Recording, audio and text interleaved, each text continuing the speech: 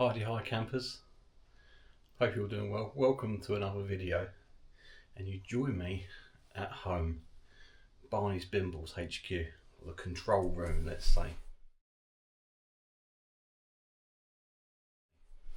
And in this video I'm going to continue the next episode in the sort of series of videos I'm making about my camping kit, and taking a closer look at the kit that I've been using all my camping adventures over the last 10 years or so that I've been doing all this wild camping and bushcrafting malarkey.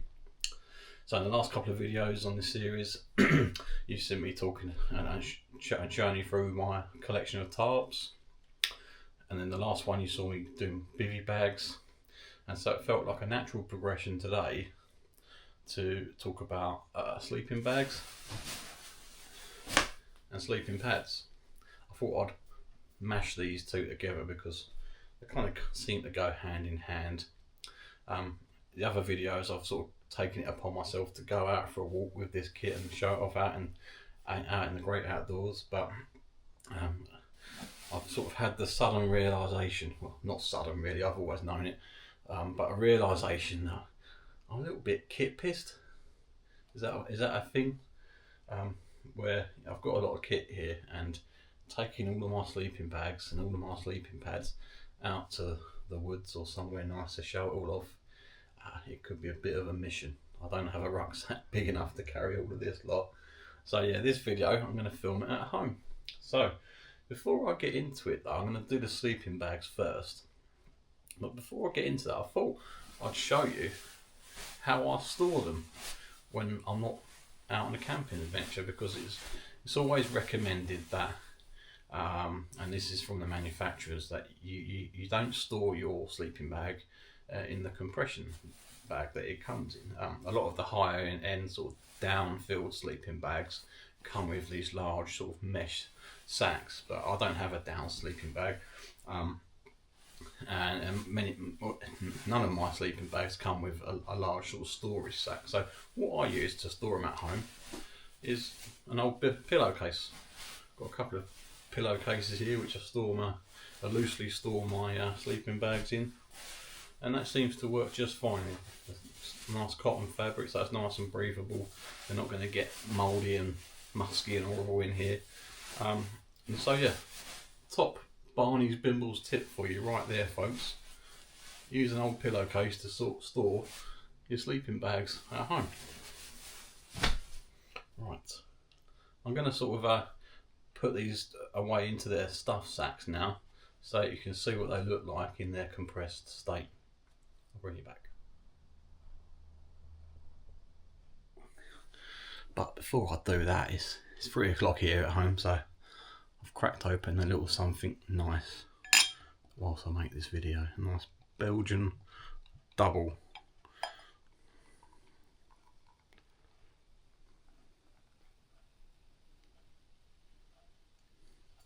Lovely. 7.2% that.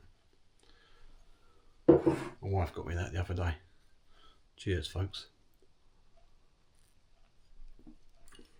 Lovely.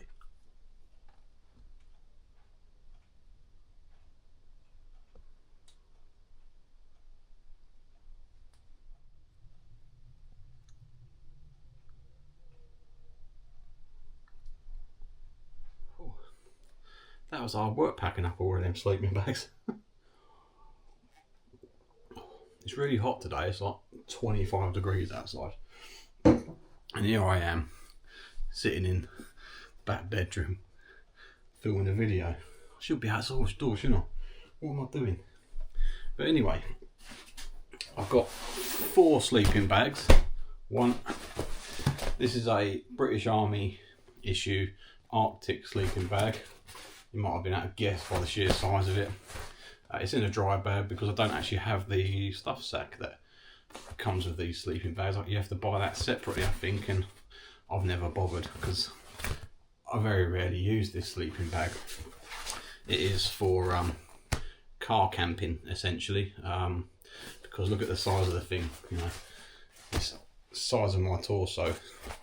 I did compress this down earlier, but air's getting back into the not so watertight dry bag. But yeah, it's so big, it takes up so much room in a rucksack that it's not really practical to take on backpacking trips. But it's a lovely sleeping bag to sleep inside of. It is so comfortable, so warm.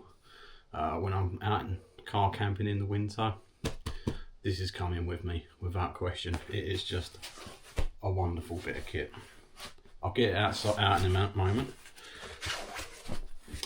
Next up, so I've got 4 sleeping bags, 4 season, 3 season, 2 season and a 1 season.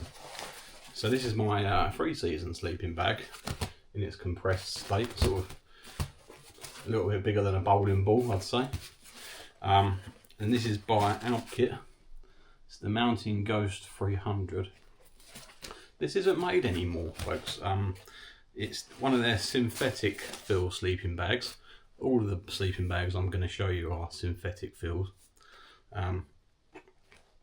But yeah, Alpkit stopped making this one 3-4 years ago, I think, maybe, and they've replaced it with another line of synthetic sleeping bags, which I can't remember the name of, but have a look on alpkit.co.uk and you'll see their full range, which essentially replaces these, and I think they're fairly similar.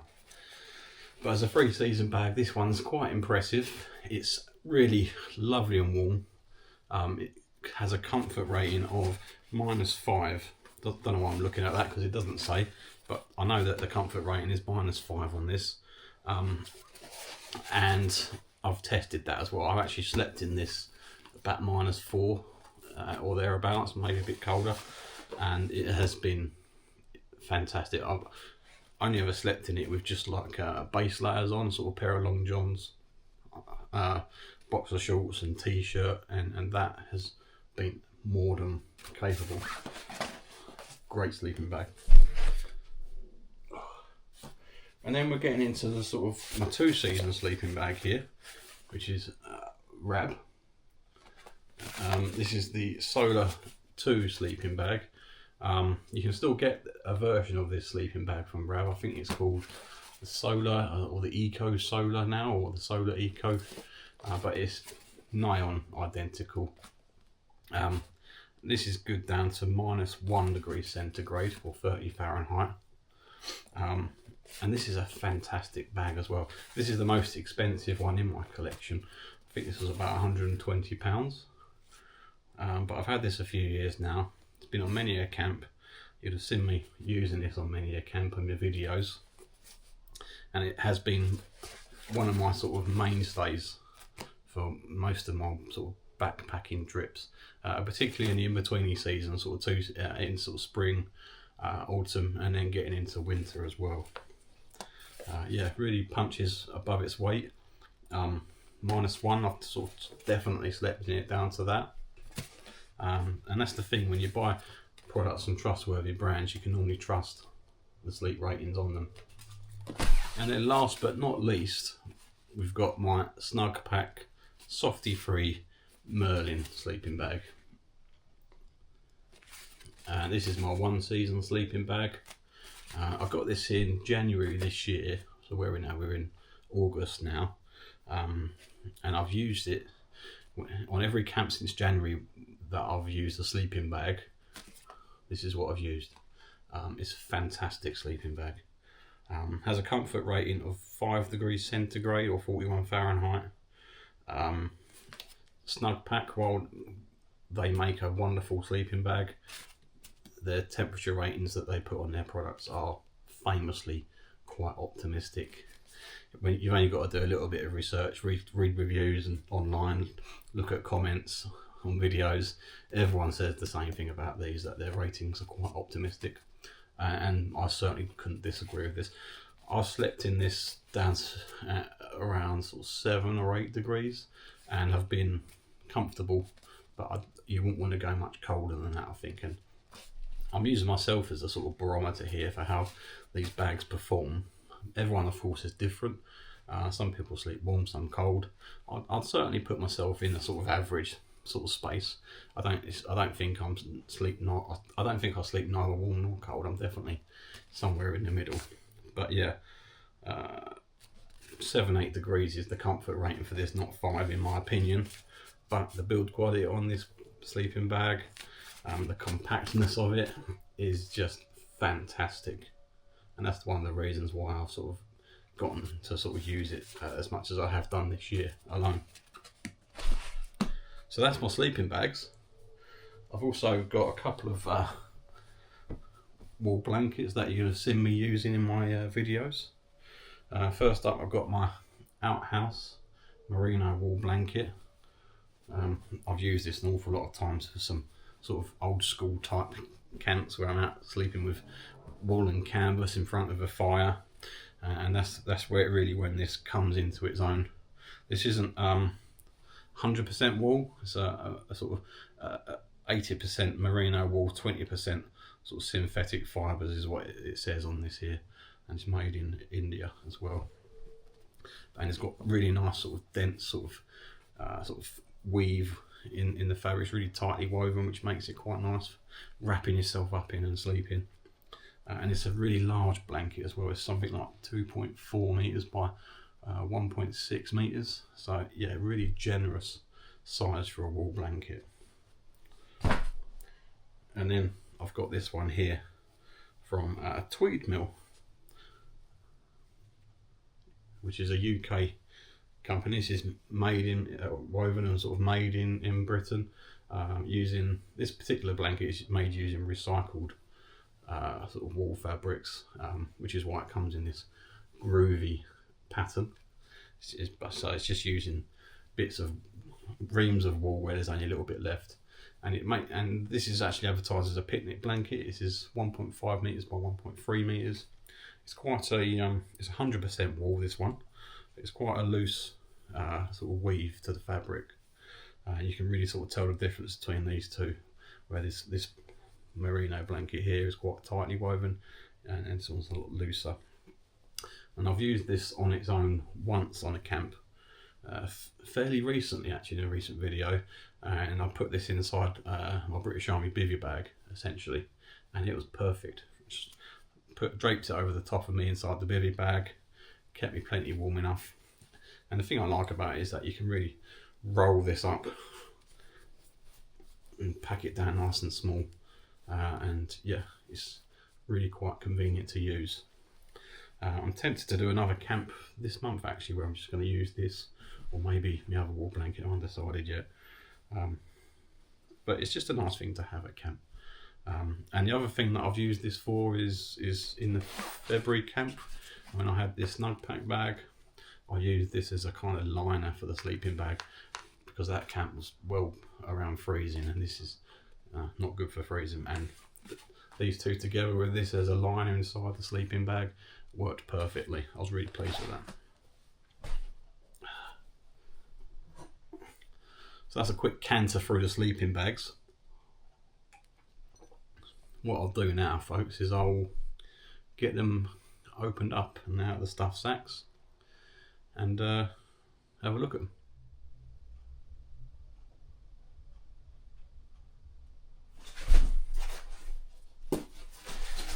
So let's get the British Army one out first.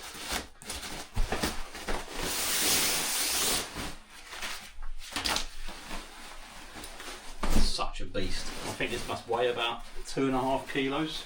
Get my sleeping bags out of the way. But yeah, look at that. Nice central zip. Really easy to get in and out of. Nice hood. If you want to know and identify for how you sort of detect whether this is a Arctic bag or not, you get the label on the bottom. I don't know if that comes out, but yeah, you get, this is Arctic, sleeping bag Arctic there, size large, made in 2004. It's got the NSN number there as well. Doesn't have the crow's foot on it, for that it's the famous MOD emblem though, so whether it's genuine or not, I don't know. But yeah, inside the Arctic bag you've got these nice generous pockets on either side of the zip. I believe they're for putting your socks inside when you go to bed, It means you can get your socks nice and dry for night time. But yeah, the zip is really fantastic. You can open it and close it. Doesn't catch whatsoever. Got a nice generous storm baffle inside there to make sure you can keep in the warmth in, and you can cinch the hood down as well with the toggles here. It's just a really nice place to spend a bit of time. But yeah, that's reserved for car camps only. Next up, got the 3-season bag here.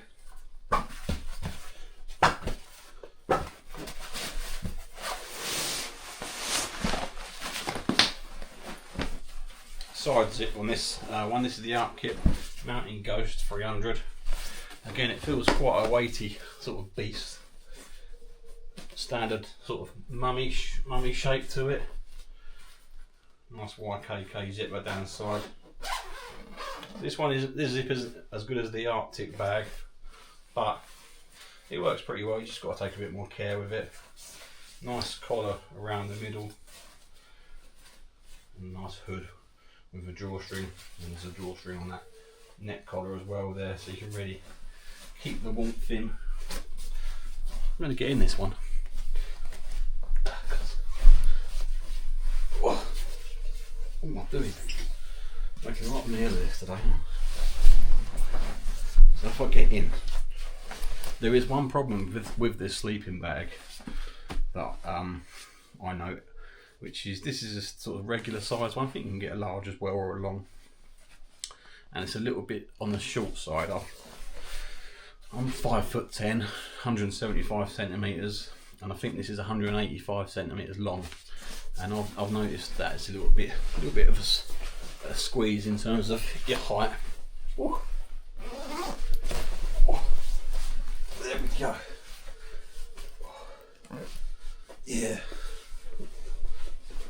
Yeah, my feet are right down the bottom here. My hood's right over my head, and there isn't really much more room in terms of your length. So yeah, but because of that, it's such a warm sleeping bag. It is really, really nice. But again, I don't really use it so much nowadays because it's -5. It's often a bit overkill for me down here in the southeast of England.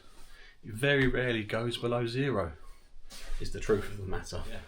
Let's get that one out of the way. Got the Rab bag next.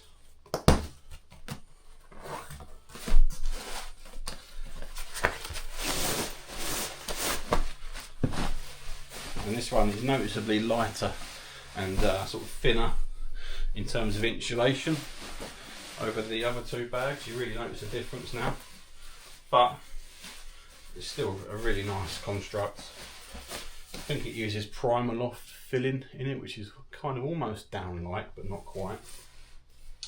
Nice YKK zip, and again, opens really nicely. You have to take a bit of care when you're in it zipping up to stop any potential snagging. But yeah, you've got the information on the side, on the baffle there. I won't get in this one, but this one has got much more space lengthwise than the Alpkit bag, and it's just a really nice bag to sleep in. And yeah, -1 kind of does me all year round pretty much, this bag. I could definitely use, well, I have used this camping for a few winters now, and that allied to the bivvy bag, because the bivvy bag always adds a bit of warmth. You pair these together, and yeah, that -1, you could probably go a bit lower, and I think I might well have done actually, I'm not sure. But yeah, the Rab sleeping bag has done me proud, and I shall probably be doubtless using this again when we get into autumn as well. Looking forward to it.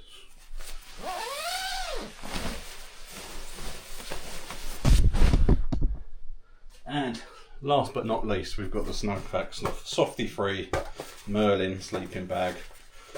Really impressed with this. Such a compact bag. Even when it's not compressed, it's really compact. The other thing I should say about this bag in particular is that this is part of Snugpak's range, which are made in England still. Yeah, UK made sleeping bag. And another thing that's always worth celebrating. There we go. Let's get this right way around. All the zips on my sleeping bag seem to be on my left hand side as I lie in, apart from the Alpkit one, which is centre. And there we go. Lovely jubbly. Nice mummy shape again. Hood with elasticated cord, so you can cinch that right up. Another YKK zipper. Easy to open, and this one really doesn't snag very much either because it's got this webbing running down either side of the zip, and that really helps to stop it from snagging when you get in and out of it, which is always quite handy. But yeah, really thin, really lightweight this sleeping bag. There's no sewn baffles on this one, I noticed as well. And this uses a special sort of insulation that Snugpak use in some of their decent sort of bags. And yeah, I've taken this down to 7 degrees on its own, again paired up with the bivvy bag, and it's been fantastic. And allied to that was the wool blanket, which I've put inside it as a liner. Yeah, wonderful bit of kit. Boom! Right, all that's left there is the wool blanket, but it is what it is really. It's a blanket made out of wool, and quite often when I use this wool blanket I don't fully sort of unfold it. I use it sort of folded in half lengthways, and because it's 1.6 meters wide, I just use it like this. Nice blanket, and that covers me and my feet up to my neck. Pillow, cushy.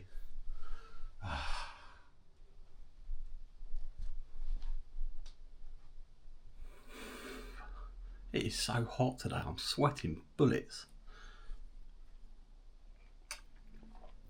But that's a very quick canter through my sleeping bags that I use. I love all of them, I wouldn't change them for the world. Now there's no down-filled sleeping bags in my collection. And to be honest with you, there's no real reason for that as to why I haven't got them. I prefer the reliability of this synthetic fill insulation on sleeping bags. I've contemplated getting down ones, but they're so expensive and they're so fragile. I'll be scared of damaging them, because I am fairly hard on the kit that I use. So I am prepared to sort of pay that penalty in weight, because synthetic fill kit is a lot heavier for sure. But I'm happy to sort of make that compromise in return for having a product that is going to be more robust and reliable. But I've got a few friends that have used down sleeping bags, and they speak no bad of them whatsoever. Maybe one day I'll get one, but right now I'm very happy with what I've got.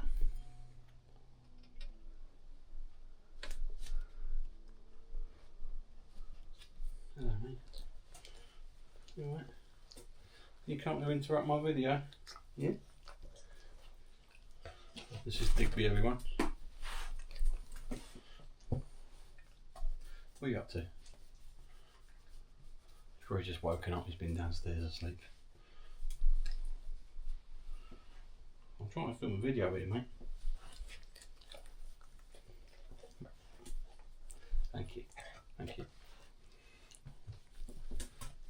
Yeah.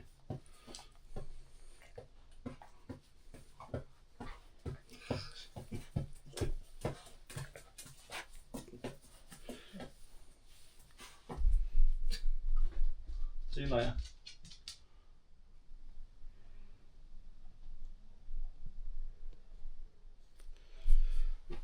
Right, let's get into the sleeping pads next then, folks. And regular viewers of my channel will know that over the last few years I've been using just a foam mat to sleep on. I've got a selection of foam mats, all of which I use fairly regularly, I'd say. And I've also got some inflatable pads here as well, which I don't use regularly. I used to, but not so much over the last 4 years now, I think. They come out as a bit of an occasional treat, basically. That's kind of how I like to work it. So in terms of the foam mats, I've got a couple of Exped pads. This is the Flexmat, the standard one, which is supposed to be 1.8 centimeters thick or 18 millimeters thick, I think. And that's a full length one, that's about 1.8 meters long, about 6 foot. And then I've got another Exped one here, which is the same but thicker. It's the Flexmat Plus, this one. As you can see, different colour, but it's a thicker pad. Same length, it's sort of about 1.8 meters, but the sort of eggshell pattern is much thicker. So this is 3.8 centimeters thick, 38 millimeters, and you do notice that in terms of comfort as well. This is a much more comfortable sleeping pad than this one for sure, but you've got extra bulk. Both of these though are really lightweight. They're less. I think this one's about 350 grams, and this one's about 500 grams or so. You see also, I've got another one of these Flexmat Plus pads, but I cut this one down. Cut 4 of these panels off of it,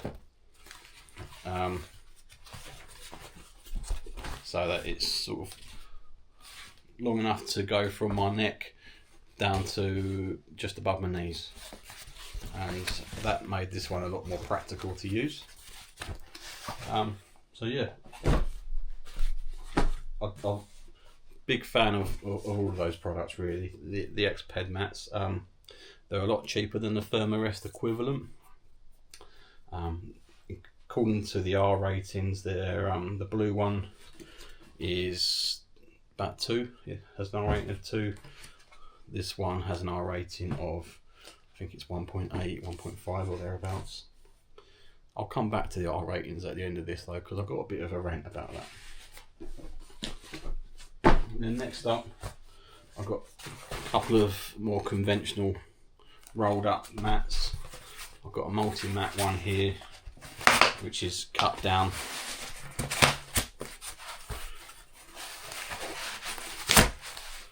Just take the strap off of it, and this one again is long enough to cover me from my neck down to sort of just above my knees. And again, that's all you need really for a sleeping pad. You don't need the full length, generally speaking. Just roll it back up again. This one's nice and thick. It's sort of 12 millimeters thick, or 1.2 centimeters. Made by Multimat. This is made in the UK as well. One thing to note with Multimat is that they supply the British Army. So you know they make quality kit. They're not as well known as the likes of Thermarest and Exped, but they make quality roll mats that are good enough for the British military. So yeah, I've got a couple of inflatable Multimats to show you in a moment as well. And this one I quite like because it's a lot wider than my other pads. Oh Christ. Yeah, it's a lot wider than my other pads. Try to get that in frame there. This one's about 51 centimeters wide. This one is 57. And then finally, I've got a Thermarest pad. Got a really long bit of paracord on this for some reason. Don't know why. And you'd have seen me using this on my very last camp actually, when I was out bike packing. I've cut this one really short. This is a Thermarest Ridgerest, and it is not very long at all. It's long enough just to cover my torso when I sleep on it. Because I'll have a pillow underneath my head, so I don't need a roll mat there. So from my shoulders down to around about to my thighs, essentially, to the top of my thighs. And this has got silver sort of lining on it as well to help reflect heat. And yeah, I think this has got an R rating of about 2. No idea what the R rating on this one is. Multimat don't seem to use R ratings. For those that don't know, by the way, R ratings are the warmth sort of rating system that manufacturers use to determine how warm the sleeping mats will be. So the higher the number, the warmer it should be for use.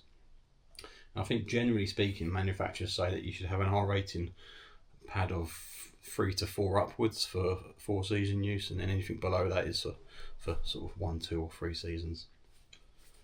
And then of course I've got my sheepskin here as well, which I bought last summer, about this time last year actually. I was at the Wilderness Gathering, I bought this.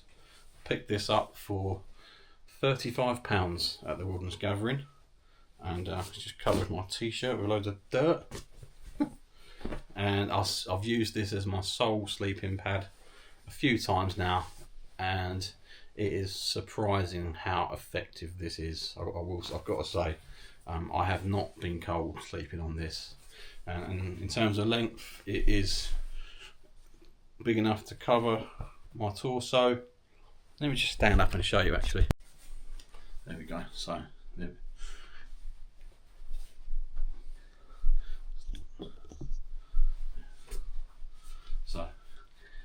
yeah, it's just down below my thighs with that and my shoulders. So plenty of room to lay on that, be comfortable. And look how fluffy that is as well. It feels really nice. It's a wonderful bit of kit.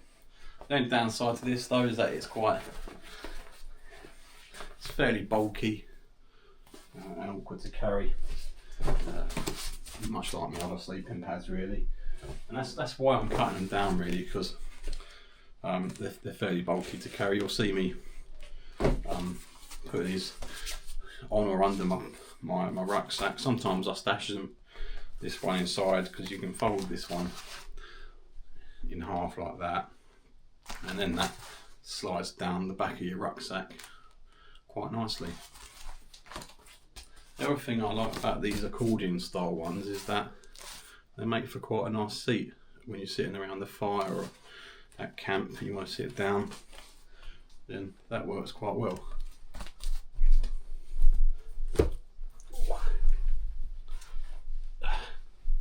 There we go, folks. And yeah, it just keeps your bum off the ground, and it's just a bit more comfortable than just planting your bum down on the floor by the fire. Hello mate, you back again?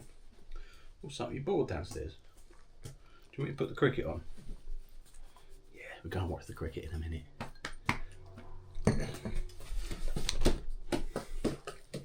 Hello. Hello. Right. Right.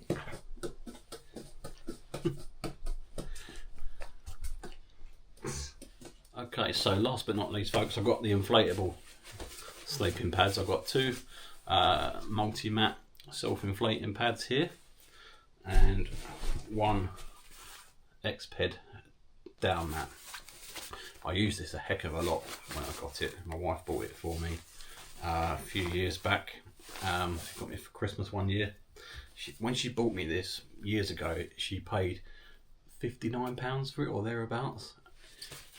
Looking at the price of one of these nowadays is eye-watering how expensive these pads have gotten. For a good quality one like this was at the time, that we bought it, or my wife bought it, you're looking at best part of £200 nowadays for one of these, which I just think is bananas. But yeah, and get this inflated. But the special thing about this pad, it's called a Downmat because it's got a down-filled insulation inside the mat. It also comes with a hand pump to pump it up. The Multimats, this one is 3/4 length, but it is 3.8 centimeters thick. This one, again, Multimat supply the British Army. They make a very similar one to this that they issue the British Army, as I understand it. And just hear that inflating now, I think, sucking in air. A lot of people, when they use these self-inflating mats, you see videos of people using, they complain that they don't inflate and all the rest of it. They do inflate by themselves. All you need to do is two things: store them properly when you're not using them. Don't store them compressed, and just be patient with when you lay them out. Leave them for, I don't know, half hour, 45 minutes, and they will inflate on their own. And that's, I mean, this is almost there now, but I'll leave that for a bit longer. You might want to put 1 or 2 puffs of air into it just to get it how you want it before you lock off the valve. But yeah, and this is how I store them at home when I'm not using them. And then this one, another Multimat.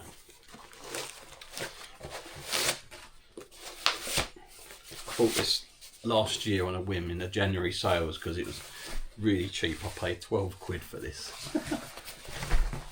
I think I paid 20 something quid for the other Multimat one.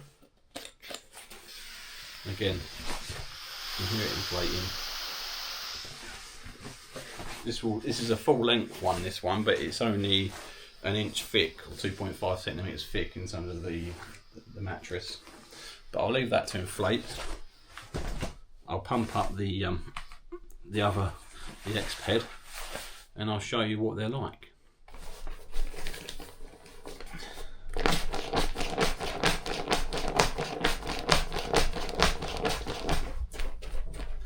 That's not helping, mate. That's really not helping.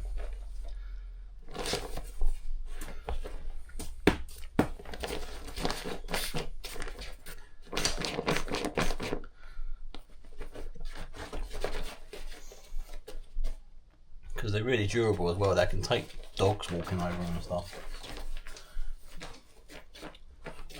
Off, go on, off, off. No. Get out of the way. No. Go on. Don't think the dog likes me pumping out.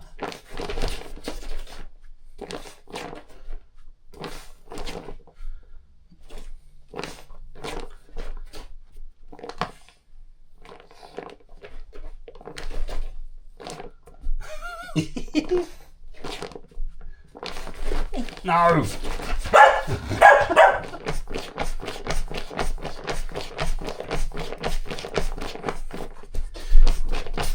This is one of the reasons why I don't use inflatables, folks. It can be a bit of a faff, can't it? I know you can get electric pumps and that nowadays, but a roll mat is just easy.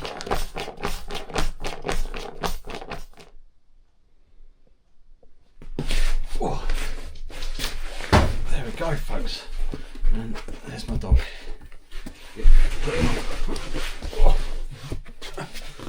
So, I think this Downmat has got an R rating of about 3.6 or something. And alright, Digby. Shush. And this pad has always been really warm, that's for sure. Plenty warm enough to use all year round. It's a bit of a faff inflating and deflating and packing away. And I will say, whenever I use this Exped, while I slept fine on it, when I woke up in the morning, I always had a backache. But yeah, it's a very comfortable mat, especially for side sleeping. It's full length as well. The last sort of tube here, compared to the others, is a little bit thicker. I think it's about 7 centimeters thick or so. So that stops you rolling off. It's the same on the other side as well. But it stood the test of time though, this product, because even when I'm not using it, it's sort of laying around, it might be degrading. But this is the first time I've inflated it in a few years, and it's been absolutely fine. It's been a really good quality product. I've used this in bivvy camps. I've put this directly on the floor or just on top of a sort of a thin ground sheet in the woods. It's been fine. Never had a puncture in it. So Exped products for me have been exceptionally good. Let's take a look at this one. Well, let's get this one out of the way. This one, I'll put you over there. It sort of goes down to my knees. This one, nice and thick. I've pumped this one up a little bit too hard. I think I'd like it a little bit squidgier than it is. But this is the oldest sleeping pad I've got. I've had this about 8 years. Still fantastic condition. It's got a really sort of nice thick rubberized plastic on the base of it, which makes it feel quite robust and strong. The foam at this top end is a lot more dense than it is lower down, presumably to keep your torso a little bit warmer. I bought this back in the day because at the time, 2017 or thereabouts, I think it was one of the mats that I know a team of Gurkhas from the British Army used to go up Everest. It was sort of advertised at the time, and I thought, oh yeah, if it's good enough for them, and it's good enough for me to take up the woods for a few camps.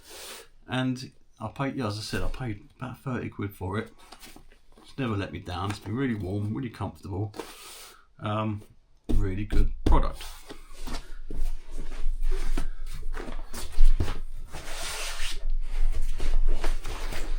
This one is a bit thinner, not quite as robust as the last Multimat pad. This is called the Adventure 25, but it's full length, feels really nice, it's quite comfortable. Again, I'm a side sleeper, and compared to the foam mats here, this is sort of next level really. And when you're used to sleeping on a foam mat and you get on one of these, you realise what a luxury it is. It is nice. It's a real treat. And to think that I picked this up in a sale for £12.99, I think it was, or maybe £14.99. It was around that sort of ballpark. Cheap as chips, these. Even when they're full price, I think they're about 30 quid or something. But yeah, I really like sleeping on these. But the foam mats are my go-to for wild camping still. Oh, what luxury, folks. Rather than get one out, I thought I'd just lay on all of them. Oh, this is lovely. I think I just need to take all of these foam mats wild camping. Like Princess and the Pea here. I've got 1, 2, 3, 4, 5, 6 mats. What comfort. But generally speaking, the one of these that I use the most is this orange Exped one, principally because it packs down relatively compact as foam roll mats go, and I sleep fine on it. I sleep absolutely fine.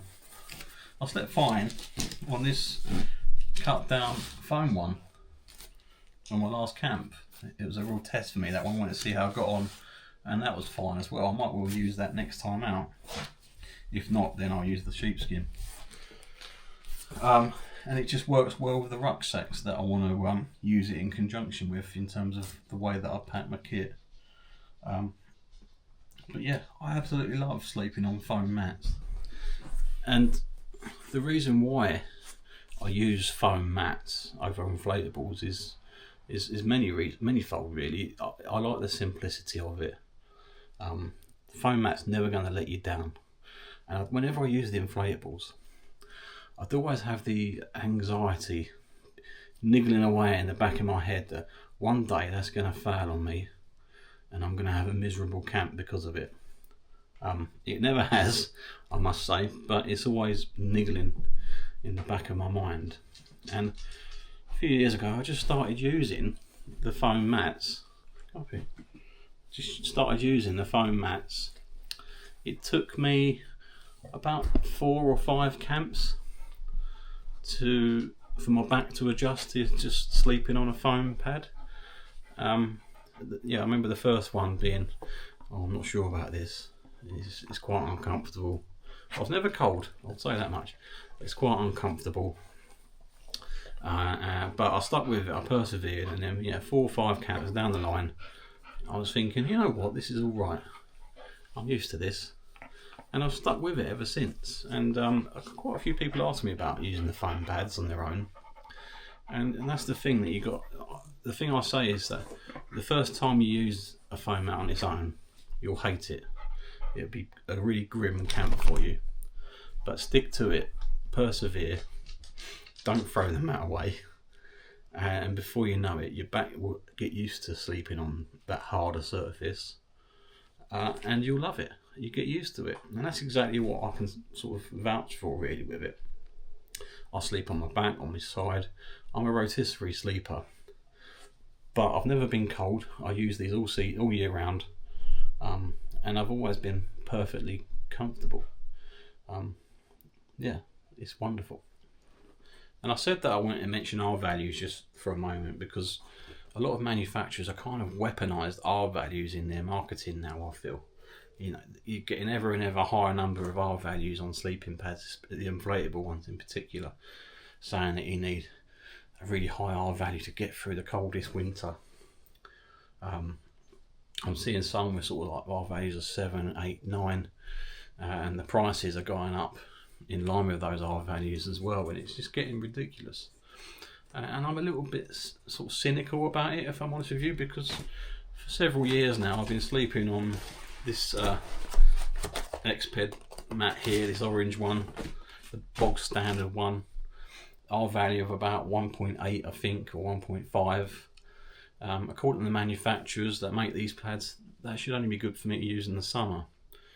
But that's rubbish. It's absolute rubbish, because before R values were invented, soldiers, adventurers, campers the world over were using nothing but foam mats all year round with no dramas, and there's never been a complaint. They work, and they work really well. And if it's good enough for those people, those adventurers climbing up Everest, going here, there and everywhere, then you know what, it's good enough for me to take up up the woods or up on the moors in the middle of winter. Yeah, I think people need to maybe it gripes, it sort of gets on my goat a little bit when you see these manufacturers banging on about R values. Yeah, the bag, the product they're selling is probably going to be a lot warmer, but it doesn't mean that you have to spend £200 or whatever it is nowadays on the latest and greatest inflatable pad. And it's also a little bit of a fool's errand sometimes, I think, trying to get the latest and greatest, thickest, most insulated inflatable mattress for your camping, because it almost feels like you're trying to replicate the sleeping experience that you have here at home on your lovely mattress that you might have in your bed at home. And you're never going to do that when you're camping. So the sooner you accept that, you acknowledge that and embrace that, the better it would be, I think. And yeah, that's just a little bit of a rant from me, so I apologise for that. But yeah, the R values that manufacturers put on these sleeping pads, it just seems a bit silly. And yeah, I've been absolutely fine in -6 with nothing but a thin foam pad. back in January, I did a haversack challenge. I slept on a bed of leaf litter, a leaf litter mattress, and it was -2, and I was not cold at all sleeping on top of that. So yeah, a little bit of perspective I think is needed when it comes to our values. But yeah, I'll close the rant off there and draw this video to a close.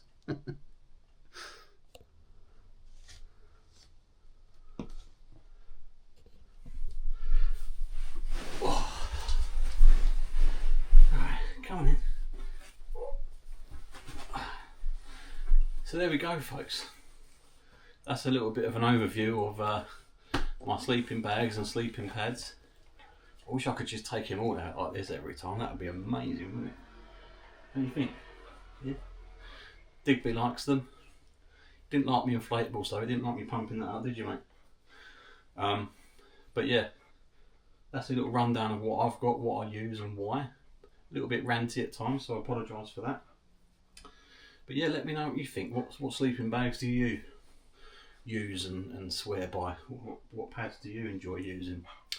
I know not many of you will agree with some of the things that I say. Some of it's a little bit provocative, but hey ho. This is what's worked for me and what I enjoy using, and what I will doubtless continue to use as well.